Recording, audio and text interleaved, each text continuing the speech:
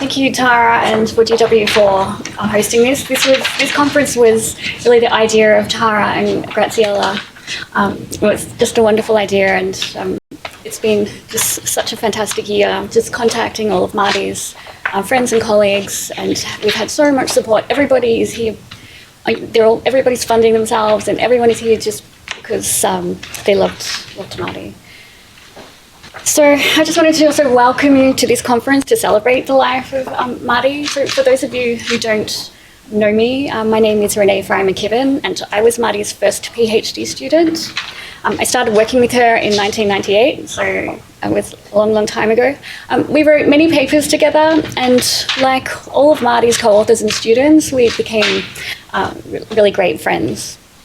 So the panel session that we have today is actually going to span over 2 sessions. We're going to start with this morning's session where we talk about some of Mardi's early life, and then in the afternoon, at the end of the conference, after we've heard all of the papers, we're going to have some reflections from the University of Tasmania, where she spent her last decade and which was her home.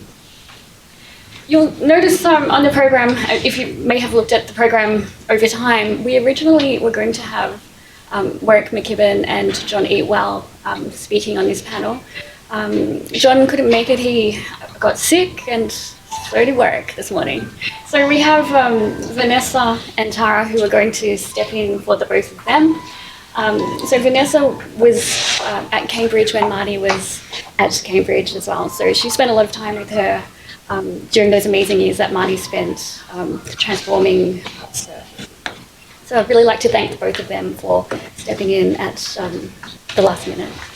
So before we hear from our panelists, I just wanted to make a few reflections of my own and just give a little bit of context for those who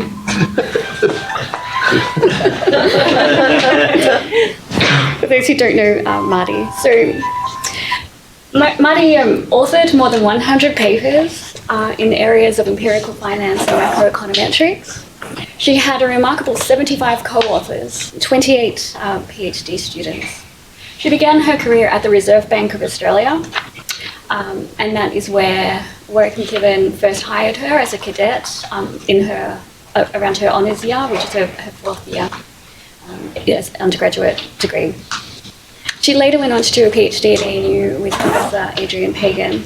Then her first job was at La Trobe University in the state of Victoria, but then Warwick recruited her back to the ANU just a few short years later. So she started working on models of macroeconometric models of small open economies, and then she was there right during the middle of the Asian crisis, and her interest then turned to models of financial market contagion. And then she moved into the area of looking at high-frequency financial market data, and finally to financial networks during her time in Cambridge and also in Tasmania. So I just wanted to show you a few pictures which I think kind of captures Mardi. So I love this photo because this is the 4 of us wrote many, many papers together on financial market contagion. Brenda was at the International Monetary Fund events, and I were both in Australia, and Mardi was in Cambridge at the time. We'd written about 6 papers together, but being in the same place at the same time.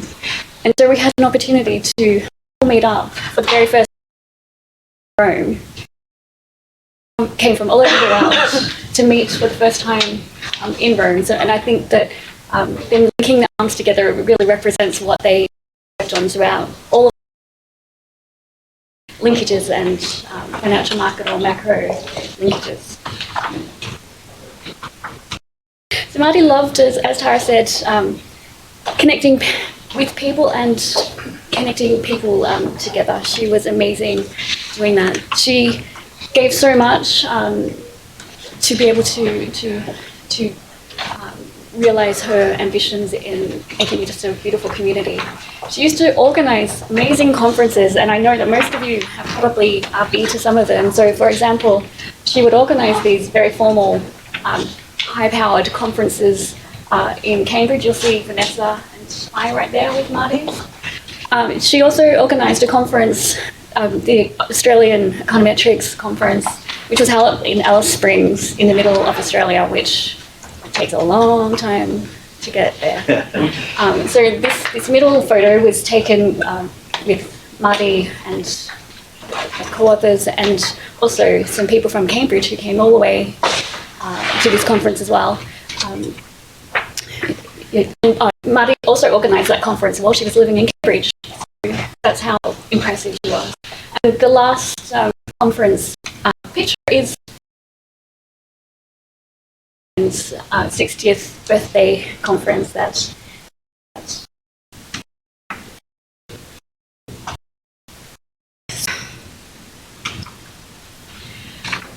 Mardi loved discussing research ideas. So this is a picture of Mardi which I love, taken at a conference in New Zealand, I think about 2002, where she's telling Adrian what's wrong with his research. So I think we've all done that with Mardi, a glass of wine at the end of the conference dinner or whatever, and we get really, she gets really excited about what we're doing. So it's just lovely. But in the end, Mardi was a wonderful role model for how to actually have a successful academic career, to balance work and family life. She was a for women who were just maybe dealing with families and things, not that men don't, but she was also a wonderful role model of how men might also have that work-life balance. And part of that work-life balance for Mardi was that her family was very much involved in what she was doing. So I'm sure a lot of you here have had dinners with Mardi and her family, her husband and her children, and their willingness to travel the world with her, let her meet all of you guys and be really part of that community. So Mardi not only would love talking to people who she might be able to collaborate with or supervise, but she would also go out into the community. So in Tasmania, she would go out to the elementary schools or the primary schools and teach kids finance. So she would take a big bag into the classrooms and teach the kids exchange rates by giving them actual money and playing these really fun games with them. That's such a wonderful thing. Anyone else decided that she needed to write these up and publish it in a journal aimed at maths teachers. She is so supportive of her students. So when in my first job, second job, I moved to where Mardi was, and she let me live in her house with her for over a year. So I used to live in that room just right at the very end on a pull-out couch for quite a long time. And then one day Mardi said to me, "So are you going to buy an apartment?" And I'm like, "Oh my gosh, I guess I could buy an apartment." It hadn't even occurred to me before, but maybe she wanted me out of the house. But then well, I did babysit a lot, but 6 a.m. wake up, so they were mine. But, yeah, so, and then May would always come with me and look at the place that I would end up buying. So not only did Mardi help me with my PhD, she helped me get a job. She wrote some of my best papers with me. She also introduced me to my husband. So not many supervisors can say that. So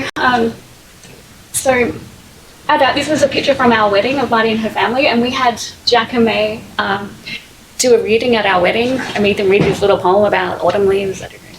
They would never do it now.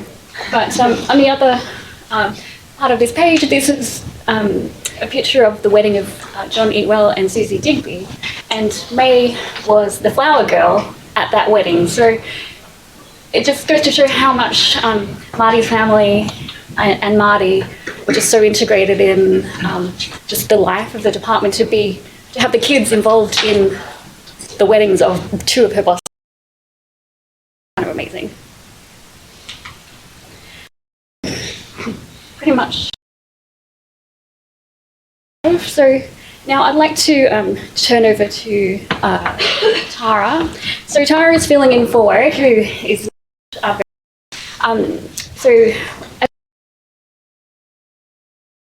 she was 19 years old at the Reserve Bank of Australia, and then recruited her again to the ANU in 2002. So Tara is going to read the reference letter that Warwick wrote about Mardi when she was applying or to move over to Cambridge. I'm not going to try and interpret this in terms of Warwick's voice or accent. But yeah, so this is a reference for Dr. Mardi Dungey. And Warwick wrote, I am delighted to provide a reference for Dr. Mardi Dungey for one of the new positions at CERF, where CERF is the Cambridge Endowment for Research and Finance. I have known Mardi since 1988, when we both worked at the Reserve Bank of Australia. As head of the Economics Division of the Research School of Pacific and Asian Studies at ANU, I was responsible for hiring her as a junior academic in 2000. Director of the new Center for Macroeconomic Analysis, at ANU. That's one of our sponsors today. Mardi is an excellent econometrician with an accelerating publication record. Her administrative skills are outstanding and widely called upon at ANU. Her record of success at being awarded research grants is amongst the best in our department. She is highly sought after for consulting work because of the very applied and practical nature of her research interests in international finance and macro. In 2002 through 3, she was hired as a consultant by the Australian Treasury in an attempt to raise their research output, both for her own research, but also because of her abilities to lead and motivate a team of young researchers. Mardi has been the critical person in setting up an innovative new research network modeled on the NBER in Cambridge, Mass, and the CEPR in London. Prior to establishing Mardi carried a heavy administrative burden within the Research School of Pacific and Asian Studies, where we are physically located. Despite these other responsibilities, Mardi also supervises a large number of PhD students. She attracts the best students because of her reputation as an outstanding supervisor. I have never dedicated to her graduate students, both in terms of the time she devotes to each student and the intellectual contribution she adds to their research. She also has a large number of panels for other students who need her technical input on a less regular basis. Mardi has undoubtedly suffered because of the wide range she provides to the university, to colleagues seeking technical advice, and to students. After focusing largely on Australian issues, her publication record is growing in strength and is becoming more internationally focused. Her recent research on financial contagion is getting the international attention that it deserves, and she is regarded as one of the key researchers in this field internationally. With more time spent on her own research and less on assisting others, I have no doubt that Mardi's academic career will accelerate further from this point forward. In my experience in Australia and the United States, Mardi is unique in the amazing range of skills she possesses, in addition to her natural intellectual abilities. It is very dangerous in an academic institution to demonstrate administrative competence, and this has been exploited by ANU. Mardi is an extremely generous person, giving far more of her time to helping others than most people are willing to do. To sum up, Mardi has been an absolute dynamo across all aspects of her career to date. Both and the ANU would suffer a devastating loss if Mardi was to be offered and accepted the CERF position. Despite my own self-interest, now declared, I give my unqualified endorsement that Mardi is an outstanding scholar in many dimensions, and I highly recommend her to you. Yours sincerely, Warwick McKibbin. Thank you, Tara. So next we're going to turn to Vanessa's news. So just to take a step back. So Mardi presented a paper that we wrote on contagion in bond markets in 2002 at the Bank for International Settlements in Basel. And John Eatwell was in the audience, and he was so impressed by Mardi's presentation and her enthusiasm that he stole her away from ANU to Cambridge. And it's unfortunate that he can't be here, but Vanessa was there on the ground while Mardi was there, so his thoughts are on Vanessa. Okay, good morning everyone. So as Renee said, I was Mardi's colleague at CERF. So just a few words for the last minute stepping that I'm doing here. So whilst at Cambridge, Mardi did a lot of work on high frequency tick-by-tick bond market data. So I'd like to share with you how this all came about.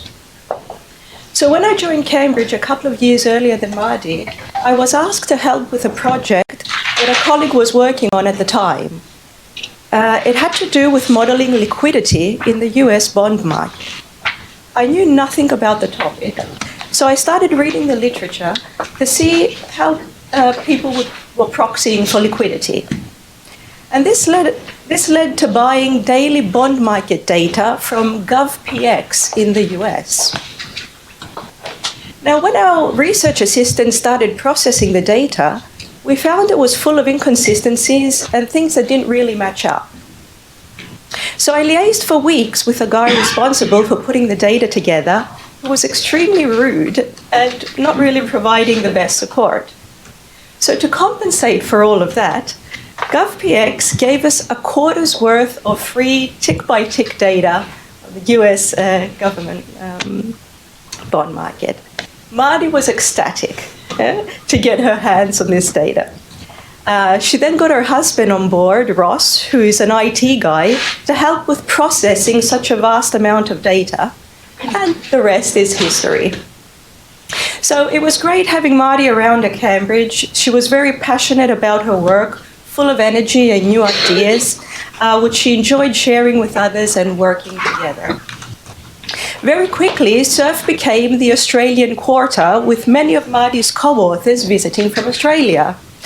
One of these was Vance, who used to open the champagne bottles at SURF at 10 o'clock in the morning. He tried to get us all to join I thought it was God. Do you remember that? And of course, there's no Australian quarter without the Australian barbecue feast that Mardi and Ross organised, inviting us all from SURF. So Mardi was truly an inspirational figure to have around and did great work, and she's truly missed. Thank you very much.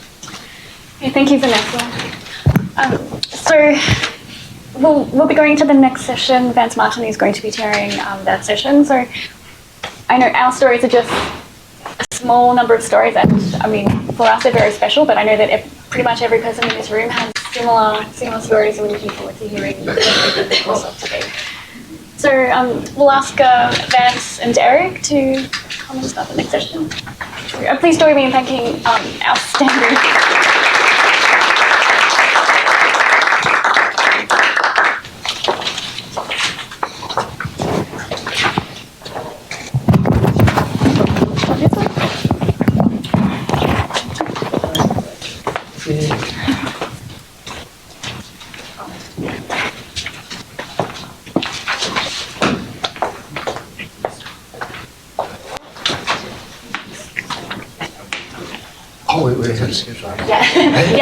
I should admit that at this point we are actually ahead of schedule because you guys actually were very serious about the 8:45 start and getting in your seats, which is fantastic. So I think we're just going to slowly move into the next session since we are live feeding this. We don't want people to miss out too much on the next session.